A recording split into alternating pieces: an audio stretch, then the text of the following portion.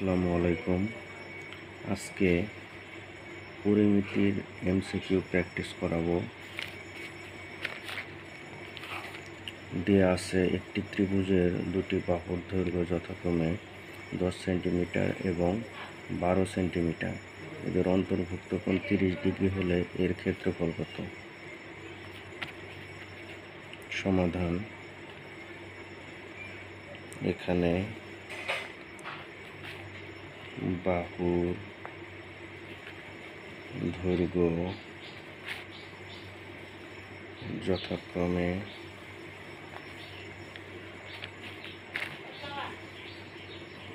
এ সমান 10 centimetre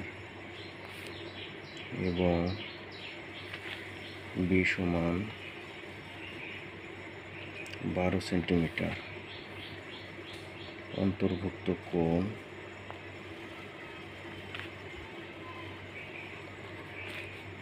theta সমান 30 degree. যদি একটা ত্রিভুজের দুটি বাহুর দৈর্ঘ্য এবং অন্তর্ভুক্ত কোণ দেয়া থাকে, তাহলে আমরা জানি ত্রিভুজের ক্ষেত্রফল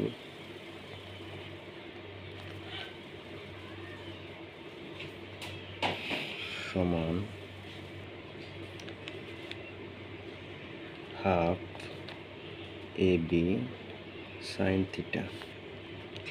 হাফ এর মান হচ্ছে 10, বির মান 12, সাইন থিটার মান 30 ডিগ্রি।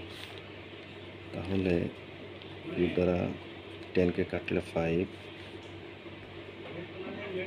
কত হয়? 5 12 60 গুণন সাইন 30 ডিগ্রির মান হচ্ছে হাফ। 60কে 2 দ্বারা ভাগ করলে 30। তাহলে আমার ক্ষেত্রফল হচ্ছে 30 বর্গ সেন্টিমিটার।